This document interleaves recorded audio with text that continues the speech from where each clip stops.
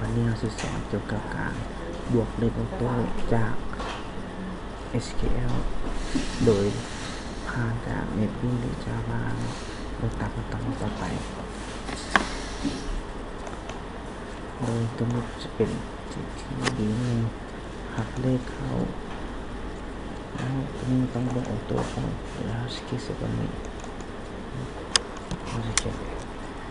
SQL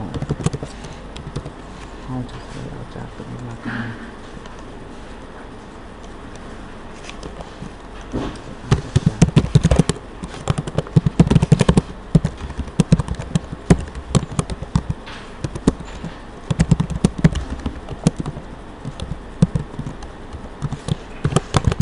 กับโค้ดตัวนี้เข้ามา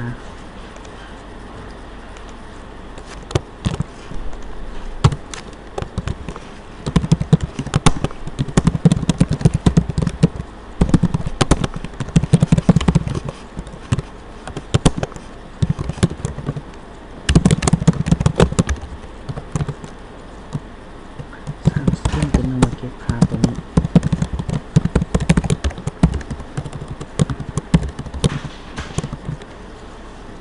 แล้วทำการsummarize โดยเก็บค่าจาก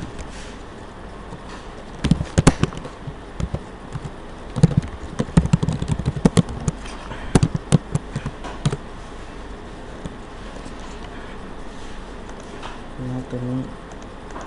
มันเสียให้มันเป็นGPU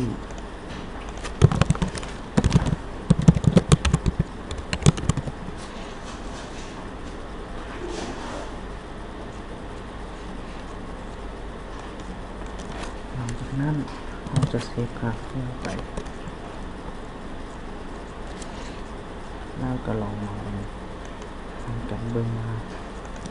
ได้หรือบ่ได้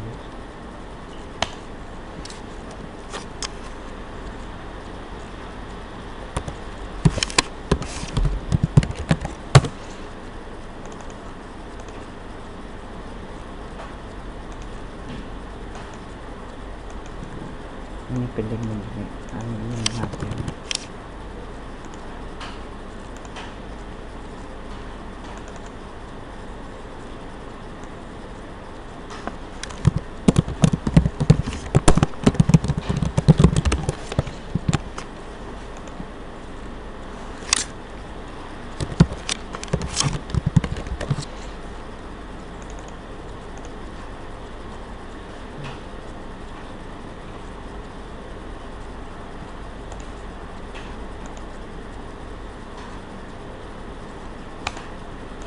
ว่าได้แล้วนะทุกท่านก็ขอขอบใจ